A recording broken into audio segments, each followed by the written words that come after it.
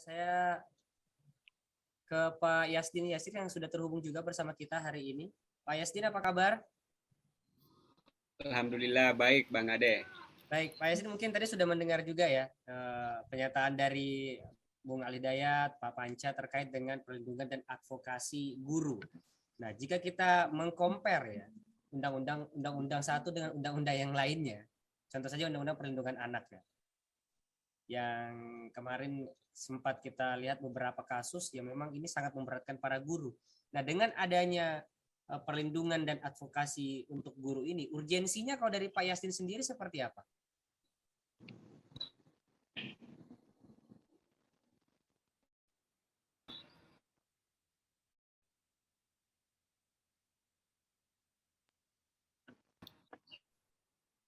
Iya, silakan Pak Yasdin. Dengaran? Oh, baik.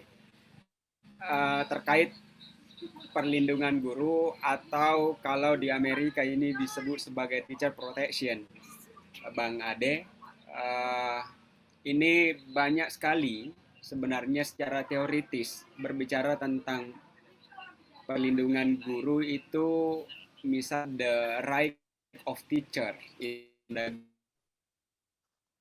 guru.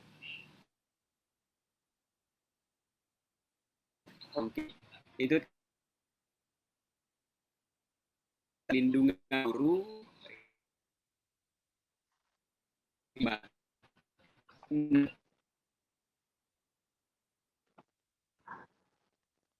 secara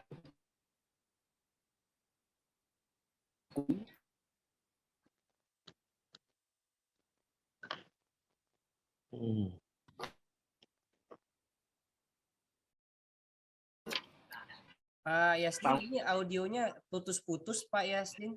Bisa mungkin di ini dulu posisinya mungkin atau seperti apa audionya? Iya, bisa didengarkan baik, Bang Ade? Ya, udah jelas sekarang. Ya. Nah, Bang Ade, saya mengulangi kembali. Ya. Undang-undang perlindungan gurunya kita, itu dengan Undang-Undang nomor 14 tahun 2005, khususnya di pasal 39 itu mengamanahkan tidak hanya kepada pemerintah, tetapi juga kepada pemerintah daerah, masyarakat, organisasi profesi, atau satuan pendidikan itu wajib untuk memberikan perlindungan terhadap guru.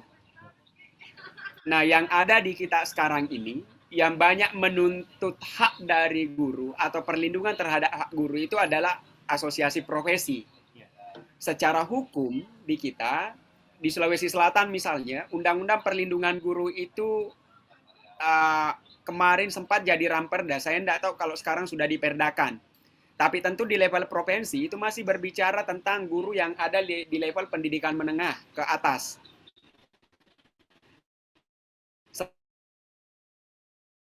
Sementara,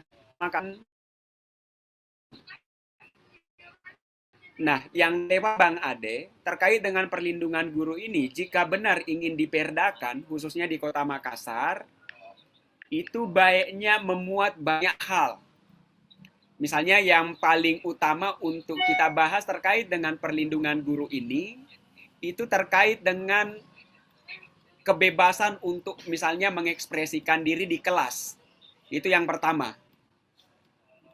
Mengekspresikan diri di kelas, ini tidak hanya terkait dengan melaksanakan proses pembelajaran, tetapi pihak sekolah sekalipun itu tidak memiliki aksesibilitas untuk mengintervensi kebebasan dari seorang guru, misalnya untuk melakukan penilaian dan seterusnya. Kemudian apalagi kalau ini dibawa pada lingkungan eksternal dari guru itu sendiri. Makanya di Amerika sana itu dikenal istilah freedom of expression in the classroom itu. Itu kalau di Amerika. Nah, turunan yang lain untuk perlindungan guru yang harus dimuat, jika ini misalnya dibuat dalam peraturan daerah atau guru yang lain, maka dia harus menyangkut hak terhadap privasi seorang guru. Apa itu? Misalnya cara berkomunikasi dengan orang lain yang ada di rumah atau tempat-tempat yang lain. Kalau di Indonesia, ini sering diistilahkan dengan kompetensi kepribadian guru. Itu perlindungan terhadap kompetensi pribadi guru itu juga harus ada. Kemudian yang lain yang harus dimasukkan dalam perlindungan guru itu adalah the right to the process of law atau hukum melakukan proses. Selama ini guru-gurunya kita rata-rata itu bisa melakukan kegiatan-kegiatan yang sifatnya kontinu, tetapi tidak ada perlindungan hukum terhadap proses yang dilakukan. Misalnya kalau dia menjewer telinga untuk pendidikan, sebagaimana tadi diistilahkan dengan reward and punishment itu, apakah sudah ada yang mengatur itu? Nah, ini harus dipikirkan secara matang sebelum dia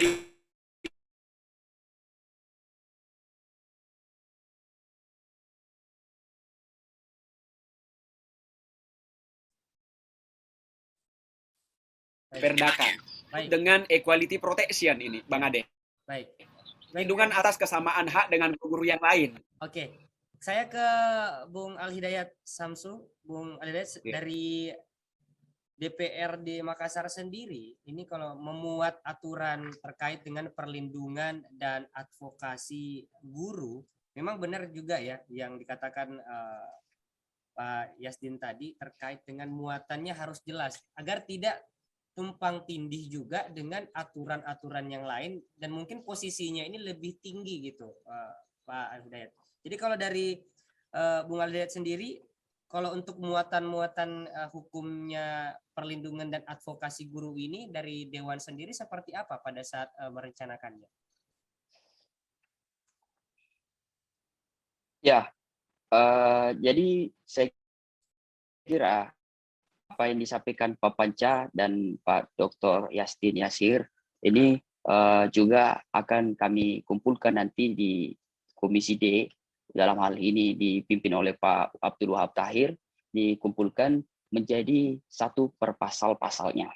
Tetapi kami ingin menginformasikan bahwa kami hanya menyetujui dalam proses ini tahap pertama, kami masih pada posisi menyetujui bahwa Ramperda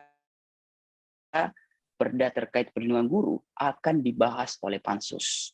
Artinya, kalau dibahas oleh Pansus, nanti secara teknis dan yuridisnya kami akan mengundang beberapa pakar dan beberapa organisasi pendidikan, bahkan tentu yang paling menjadi leading sektor adalah Dinas Pendidikan.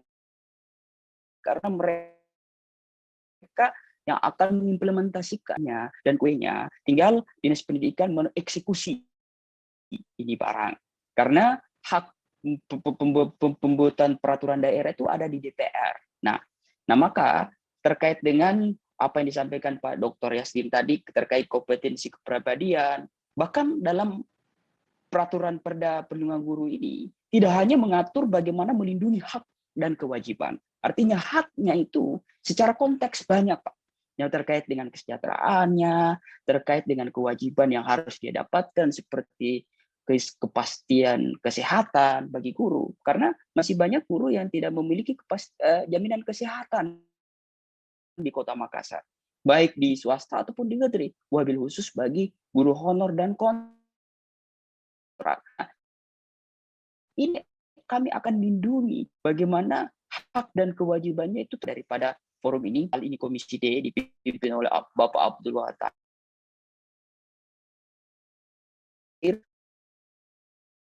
sangat menerima saran dan masukan daripada pakar pendidikan. Nah, juga kita bahas. Nah, makanya sasaran di kelas dan lain sebagainya sebagai modifikasi. Tapi karena untuk memasukkan populasi dari DPR itu apa alasan dan masalahnya. Dan kalau ini disahkan itu berdampak apa dalam konteks. Nah, ini sudah terjawab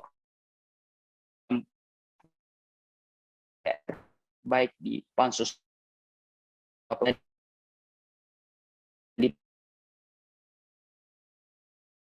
mengundang beberapa masukan. Ini kami ingin melindungi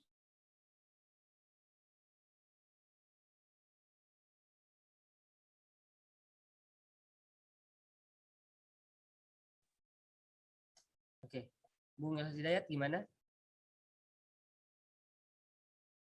Ya.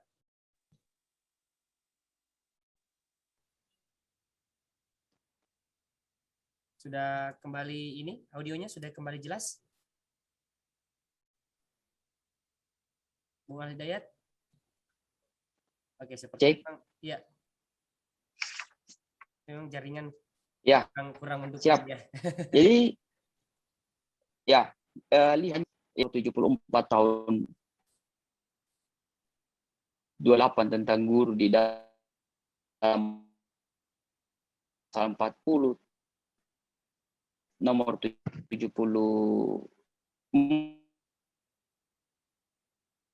atau dalam melaksanakan tugas dalam pemberita organisasi dan atau masyarakat sesuai dengan kewenangan masing-masing. Jika demikian jelas, dengan mengingat di pasal ini bahwa pemerintah daerah diberi kewajiban dalam rangka melindungi guru, pertanyaannya selanjutnya, apakah benar guru dilindungi atau tidak jika rujuk pada KPAI bahwa sekitar 44% kekerasan yang terjadi di atau kepala sekolah. Tentu perlu tersebut. Memang angka kekerasan yang dilakukan oleh guru lebih tinggi dibanding angka kekerasan oleh guru yang hanya sebesar 26%.